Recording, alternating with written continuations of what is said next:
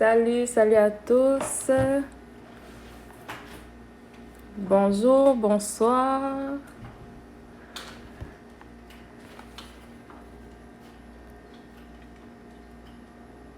Donc, je vais attendre un petit peu que quelques personnes se connectent.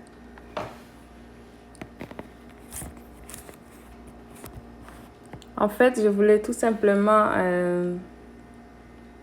vous saluer tout d'abord. Donc, je m'appelle Terre Fertile ou Josiane, pour ceux qui me connaissent ou ceux qui ne me connaissent pas. En fait, aujourd'hui est un grand jour. Aujourd'hui, c'est Pâques. Donc, nous parlons de la résurrection de Jésus-Christ. Et bonjour Samuel, bonjour tout le monde. En fait, c'est un grand miracle pour chaque personne, pour chaque croyant et non-croyant, de penser que Jésus-Christ a pu venir sur la terre uniquement pour nous. Donc, j'aimerais partager seulement une courte parole avec vous aujourd'hui qui se trouve dans Jean chapitre 3, verset 16. Voici ce qu'il est écrit. En effet, Dieu a tant aimé le monde qu'il a donné son Fils unique afin que quiconque croit en lui ne périsse pas, mais qu'il ait la vie éternelle. Donc, ce passage biblique-là, il y a plusieurs personnes qui le connaissent. Il y a plusieurs personnes qui entendent parler de ce passage biblique. Donc, bonjour Faustine, bonjour tout le monde qui se connecte. Je suis en train de parler concernant la Pâques, concernant Jésus-Christ, quoi, en général. Je parle de Jean chapitre 3, verset 16, qui dit comme quoi que Dieu a tant aimé le monde qu'il a donné son Fils. Donc, c'est une journée mémorable, une journée que chacun doit se souvenir vraiment. Pour ceux avec qui nous étions dans le Zoom, la conférence Zoom, nous venons de passer un bon moment dans la présence de Dieu. Et moi, je tiens tout simplement à vous saluer. Ça fait quand même assez longtemps que je n'ai pas fait de live ici sur Instagram. Mais je tiens seulement à partager la puissance de Dieu, l'amour de Dieu, puisque le geste que Jésus-Christ a fait de mourir pour nous, c'est vraiment le fait de... C'est un geste que personne ne pourra jamais faire pour nous. C'est un geste qui démontre un amour pur, un amour que on ne voit pas nulle part d'autre. Donc, le fait que Jésus-Christ est mort était en fait dans le but que personne ne puisse périr, parce qu'en fait, nous tous, nous étions destinés à la mort, nous tous, nous étions destinés à aller en enfer. Dès que tu commettais un seul péché, tu allais en enfer directement. Mais lorsque Jésus-Christ est mort pour nous, c'était afin que nous puissions entrer dans le royaume des cieux, nous puissions arriver au ciel. Donc, je voulais partager avec vous ce passage biblique-là, afin que quiconque croit à lui ne périsse point. Donc, c'est à nous alors de faire ce pas-là, de croire en lui. Je pense que le plus grand, Jésus-Christ l'a fait. Ce qui était difficile, Jésus-Christ l'a fait pour nous, et c'était cette mort-là. Cette mort que nous aurions dû avoir, Jésus-Christ a accepté de l'avoir à notre place.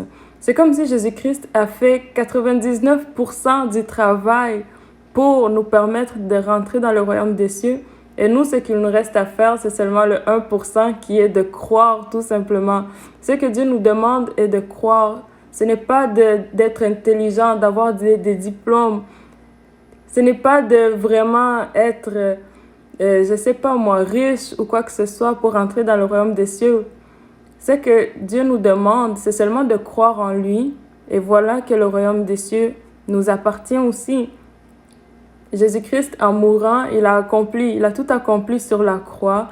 Et c'était ça qui était vraiment le plus difficile. Parce que même nous, d'accepter de mourir pour Dieu, ça allait être compliqué. Alors que Dieu est saint, alors que Dieu, il n'a aucune faute, il n'a aucune erreur.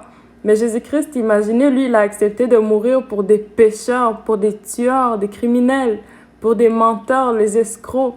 Pensez à... Vraiment, soyons honnêtes, pensez à une personne là qui vous a déjà fait du mal. Si vous avez réussi à lui pardonner, Dieu merci. Mais pensez alors à une personne qui fait du mal, celui qui est en prison pour avoir tué des gens innocents. Imaginez, Jésus-Christ a accepté de mourir pour cette personne-là même. Sans même penser à ces méchants-là, pensons à nous-mêmes.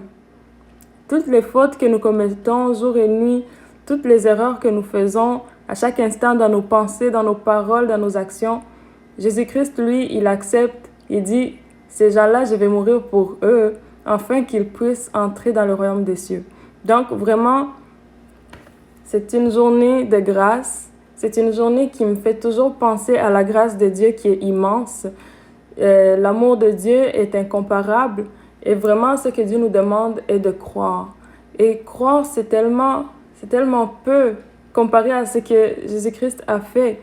Lui, en mourant, il a fait plus que croire en nous, plus que il nous a aimés, quoi. Donc, vraiment, que Dieu vous bénisse en cette journée de Pâques et que il puisse continuer de vous fortifier et que chacun d'entre nous, nous puissions chaque jour penser que si nous nous réveillons, c'est par la grâce de Dieu. Si nous marchons, c'est par la grâce de Dieu. Et tout ce que nous avons, c'est par la grâce de Dieu. Dieu ne demande pas d'argent, Dieu ne demande pas d'or. Les humains peuvent nous demander toutes sortes de sacrifices pour nous rendre service. Mais Dieu, lui, c'est le contraire. Il nous donne et il nous donne. Il nous donne la vie, il nous donne la guérison, il nous donne le courage, il nous donne le pouvoir et l'autorité. Donc, que Dieu soit loué en toutes choses. Je vous remercie à vous tous pour vos prières, vos encouragements. Continuons de nous soutenir les uns les autres et vraiment que Dieu vous bénisse. Et nous allons terminer avec une prière qui se trouve dans Matthieu, chapitre 6. Je vais tourner ma Bible.